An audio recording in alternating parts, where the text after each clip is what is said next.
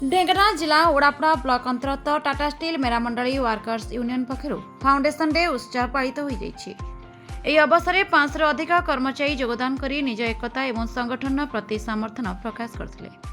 कर्मचारी मानकर विभिन्न समस्या असुविधा और अधिकार संबंध में विस्तृत आलोचना होता। यूनियन किपरि सदासर्वदा सचेतन और दृढ़ भाव में कर्मचारी मान हित और अधिकार काम कर सभा मत विनिमय होता।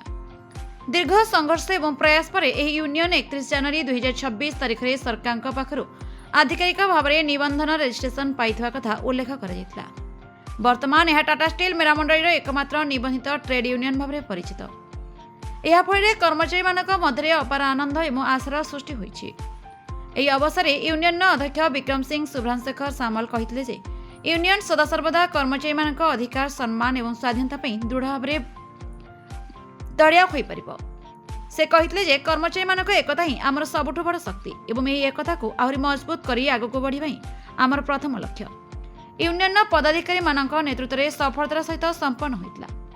यूनियन अध्यक्ष विक्रम सिंह शुभ्रांशेखर सामल, उपाध्यक्ष राजीव रंजन और अरविंद महांती, साधारण सचिव देवाशीष प्रधान, कोषाध्यक्ष दिव्यरंजन साहू, संयुक्त सचिव निहारंजन राउत और चंद्रमणि साहू, संगठन सचिव सरोज कुमार लेंका और ललित मोहन बेहरा उपस्थित थे। यूनियन आगामी दिन में कर्मचारी मानक हक सम्मान और कल्याण आहरी शक्तिशाली भाव में काम कर यूनियन अध्यक्ष विक्रम सिंह शुभ्रांशेखर सामल कहते। कंटाबणियारू जयधर स्वाईं का रिपोर्ट, ना ओडिशा न्यूज।